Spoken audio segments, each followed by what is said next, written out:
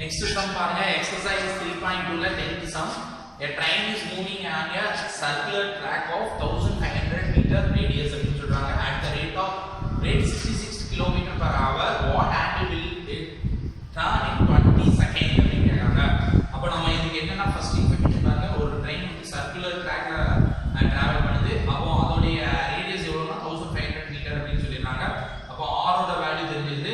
இங்க நம்ம தீட்டாவை கண்டுபிடிக்க சொல்றாங்க. எந்த டைமிங்லனா 20 செகண்ட்லன்னு சொல்லிருக்காங்க. 1 கிலோமீட்டருக்கு 1 ஹவருக்கு 66 கிலோமீட்டர் டிராவல் பண்ணுது அப்படின்ற இன்ஃபர்மேஷன் கொடுத்திருக்காங்க. நமக்கு இத கண்டுபிடிக்கணும் அப்படினா s r θ அப்படின்ற ஒரு ஃபார்முலா தெரியும். அந்த ஃபார்முலா யூஸ் பண்ண போறோம். இதுல r ஓட வேல்யூ தெரிஞ்சிட்டு θ ஓட வேல்யூ நம்ம கண்டுபிடிக்கணும். s ஓட வேல்யூக்கு நம்ம என்ன பண்ண போறோம் அப்படினா ஃபர்ஸ்ட் 1 செகண்டுக்கு 1 ஹவருக்கு முதல்ல இதோட டிராவலிங் 66 கிலோமீட்டரா இருக்குது. நான் இத அப்படியே 1 செகண்டுக்கா மாத்தணும்னா 66 into 5/18 ஆல மல்டிப்ளை பண்ணனும்.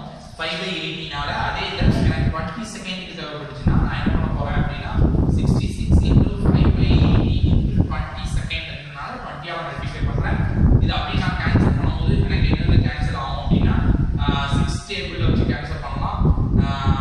3 6 ஆர் எவ்வளவு வரும்னா 18 அப்படி வரும். 3 6 ஆர் 18 166 ன்னு வருது. அப்போ 55 into 20/3 அப்படின்றது கிடைக்குது. இதுல இருந்து பாத்தீங்கன்னா 55 into 20 ன்றது 1100 divided by 3 அப்படின்றது s ஓட வேல்யூ எனக்கு கிடைச்சிருச்சு. இத நான் என்ன பண்றேன் அப்படினா அந்த ஃபர்ஸ்ட் ஒன்ல சப்ஸ்டிட்யூட் பண்ணி கண்டுபிடிக்க போறேன். சோ ஃபர்ஸ்ட் ஒன்ல அப்ப s ஓட வேல்யூ என்ன அப்படினா 1100 divided by 3 is equal to r θ. Radius ஓட வேல்யூ 1500 into θ. ஆங்கிள் θ வந்து ஆங்கிள் வந்து நம்ம டிகிரியில கண்டுபிடிக்க போறோம். டிகிரியில கண்டுபிடிக்கணும் அப்படினா நம்ம என்ன பண்ணனும் அப்படினா 180/π ஆல டிவைட் பண்ணுவோம். 180/πன்றத வந்து டிவைட் பண்ண போறேன்.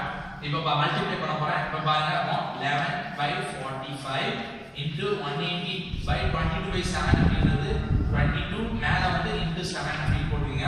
இப்போ கேன்சல் பண்ணும்போது 11 is 11 2 11s ஆர் நமக்கு என்ன வரும்னா 22 அப்படி கேன்சல் ஆகும். 1 2 is 2 92 சார் என்ன வரும்னா 180 அப்படிங்கறத கேன்சல் பண்ணிடலாம். அதே மாதிரி 45 into 2 வந்து நமக்கு என்ன வரும்னா 45 245 சார் 90 அப்படி வந்துரும். அப்போ 2 7 சார் 14 டிகிரி அப்படிங்கிறது இதோட